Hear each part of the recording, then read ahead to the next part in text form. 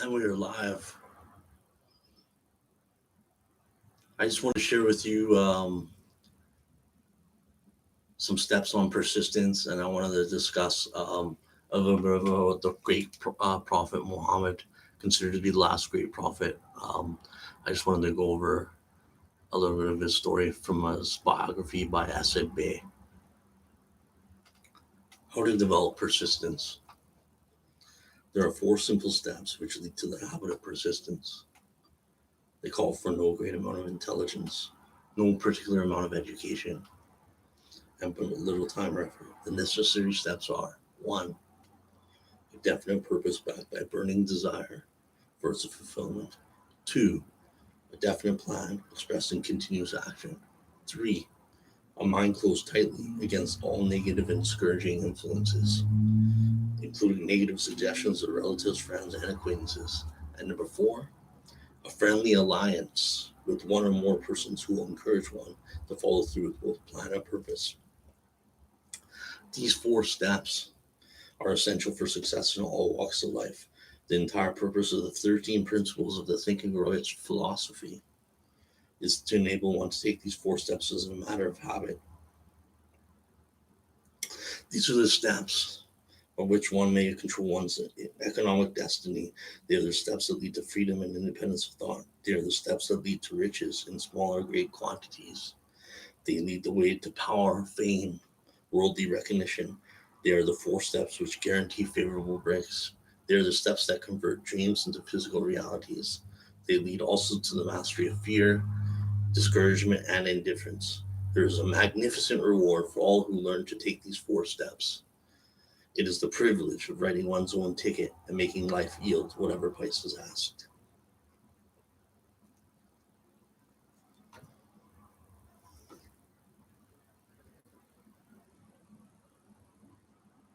If you're keenly interested in studying the strange power which gives potency to persistence, read a biography of Muhammad, especially the one by Asad Bey. There's this one quote in there that's my favorite quote of Muhammad that I really admire him for, and it said, "A man shall be judged by his pen." That's one of my favorite quotes of all, Muhammad.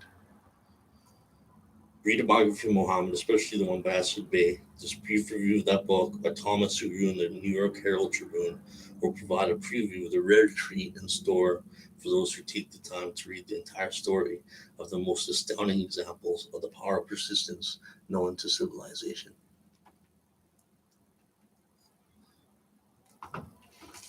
This is a this is from The Last Great Prophet, the article by a review by Thomas Sugru. Muhammad was a prophet, but he never performed a miracle. He was not a mystic. He had no formal schooling, and he did not begin his mission until he was 40.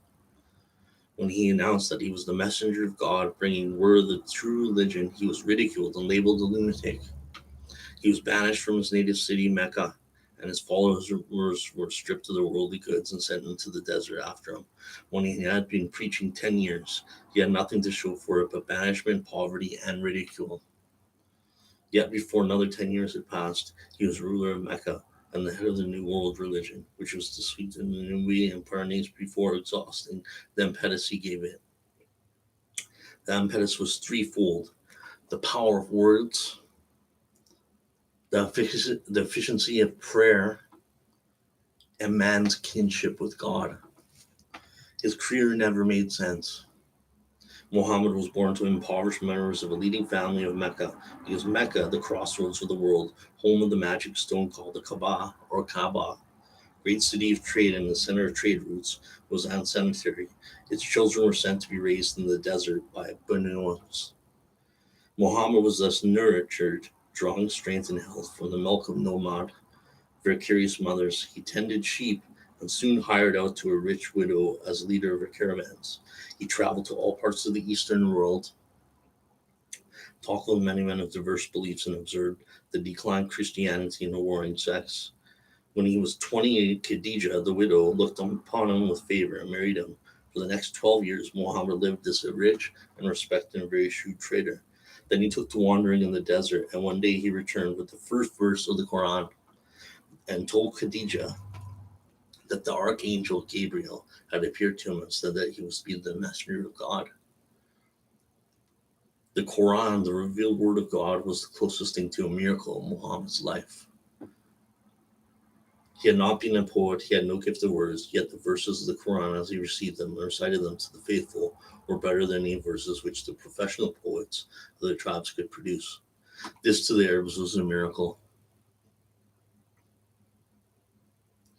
To them, the gift of words was the greatest gift. The poet was all powerful. In addition, the Quran said that all men were equal before God, that the world should be a democratic state, Islam. It was this political hearsay, plus Muhammad's desire to destroy all the 360 idols in the courtyard of the Kaaba, which brought about his banishment. The idols brought the desert tribes to Mecca, and that meant trade. So the businessmen of Mecca, the capitalists, of which he had been one, set upon Muhammad. Then he retreated to the desert and demanded sovereignty over the world. The rise of Islam began. Out of the desert came a flame which should not be extinguished, a democratic army fighting as a unit and prepared to die without wincing. Muhammad had invited the Jews and Christians to join him, for he was not building a new religion. He was calling all who believed in one God to join him in a single faith. If the Jews and Christians had accepted his invitation, Islam would have conquered the world. They didn't. They would not even accept Muhammad's innovation of human warfare. When the armies of the Prophet entered Jerusalem, not a single person was killed because of his faith. When the Crusaders entered the city centuries later, not a Muslim man, woman, or child was spared, but the Christians did accept one Muslim idea, a place of learning, the university.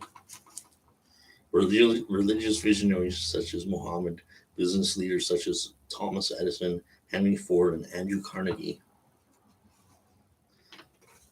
political leaders such as Samuel Adams, entertainers such as Fanny Hurst, Kate Smith, and W.C. Fields, cosmopolites such as Wallace Simpson and the Duke of Windsor, no matter what their walk of life, individuals such as these in eras of human history have demonstrated the tremendous power of the 8 steps to riches. Persistence, sustained effort in the face of all odds and all adversity.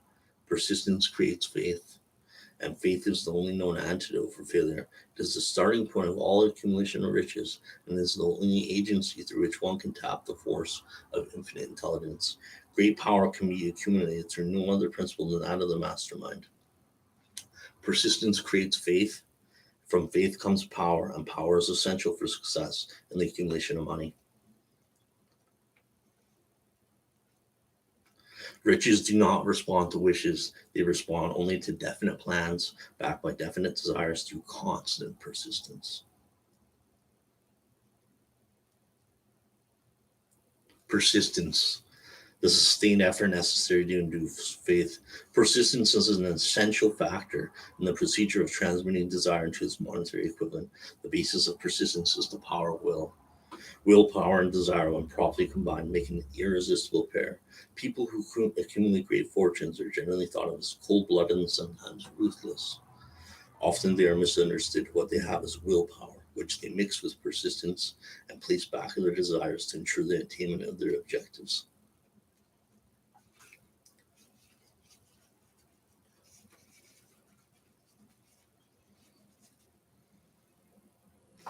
Henry Ford was generally misunderstood to be ruthless and cold-blooded.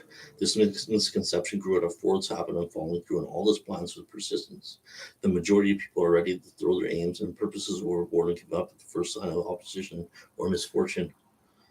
A few carry on despite all opposition until they achieve their goal. These few are the Fords, Carnegies, Rockefellers, and other outstanding achievers of the world. There may be no heroic connotation to the word persistence, but it is the person's character what it is carbonous to steel. The building of fortune generally involves the application of the entire 13 principles of the thinking Roche philosophy. They must become a fixed habit to produce real results.